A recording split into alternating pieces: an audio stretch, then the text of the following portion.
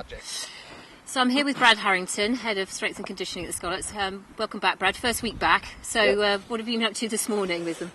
This morning, like the first week back, we're just doing a lot of diagnostic testing, really, and just seeing where the players are. So we do our strength and power and speed diagnostics, our conditioning markers, and just basically seeing where the players are, and then programming to improve those qualities in the short pre-season we get. It's about 6 weeks since the players had their last game, so do they sort of fall off a little bit on the fitness front during that time, or no, we work quite hard to make sure that they come back in good shape, because what we don't want to do in pre-season is we don't just want to regain to get them back to where they were last year. We want to actually improve them by 5 to 10% in all their qualities.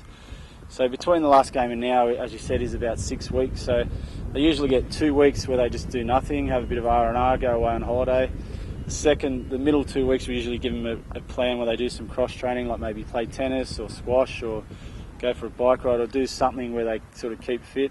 And then the last 2 weeks, they've got an individualised program to get them back into training, so that they come back in this week and we can start and move forward from there. So it's not really that much of a holiday, as people might think. It's not. It's more of a, I suppose, a mental break than anything. Like the game, everyone sees the game now. It's so physical. I mean, just look at the test matches that are going on in June. The boys going down the Southern Hemisphere at the end of their long season. The game's so physical now, so the players can't afford to, like the old days, just go and get on the drink and eat all the pies and put on all the weight, because they just can't do it anymore. So we've got some measures there that we program for that, and we also set some targets. So the players have to come back in a certain shape. If they're not, then they're in the extras club and they're sort of fight on the back foot right from the start. So it's been a very intense summer, really, in terms of that program, and it's your time. It's your area. This is a key time for you, really. Yeah, I suppose between now and the second week in August is our main time of conditioning. It's really the only block of time that we get to improve the players' areas of conditioning without having the interference of matches. And when I say the interference of matches, obviously we're all here to play rugby, but it's the damage that the games do to their bodies. It's hard to improve physical qualities then. So this first 6 weeks from now until the second week in July, this is our big time when we can improve some players, and hopefully they'll have an effect on the field later on. And how important is it with players like Morgan Stoddard? He's obviously been out. Obviously he's fit now. He's raring to go. Yeah. How important is this pre-season for him? Massive pre-season for guys like that, because they've worked really hard last year to get their bodies ready where they're able to do this type of training. And as you said, it's very intense training because the game's so intense now. So Morgan's at the stage now where his body can cope with this. He needs to get through this now to get himself ready to play. So for those guys like him and Reg, and in another few weeks, Dave Jones, it's a big part. It's a massive time for them and a big part of their year. And you said about fitness and strength. Is it all about that, or is it sort of intermingled with the skill side and the training as well? Is it kind of mixed together? Yeah, I don't know. Some clubs is probably very different, but we have a big emphasis on skills here. So every day we try and do some sort of skills with the boys.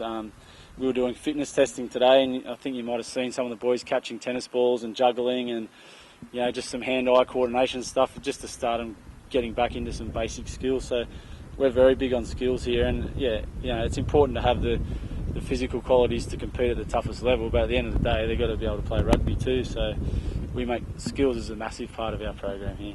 So the full squad are back, and presumably then the Wales guys join you a bit later on then? Yeah, the Wales guys sort of just finished up this weekend, so they'll get some of them will get 4 weeks, some of them will get probably 5-week break, just depending on how many games they've played.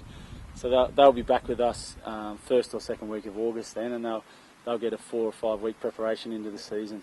Okay, and a chance to go back to Australia yourself, Brad? Yeah, got back. It's a long way. It's good to go home. It was my dad's 60th birthday this year, so it was good to go back and catch up with my dad.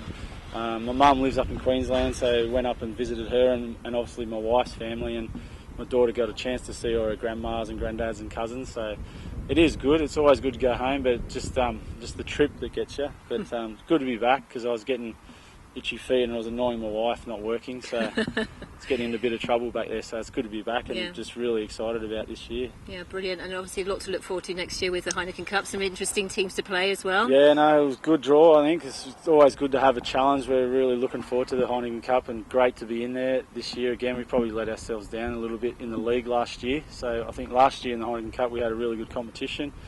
So that's what we're all here for. We want to be in the Harington. We want to be in the up the top of the league. So it's great to have those incentives and those challenges, and hopefully the hard work we do over the next 8 weeks will sort of keep us up there this year. That's great, Brad. Well, thanks for talking to us, and all the best with the pre-season. Thank you.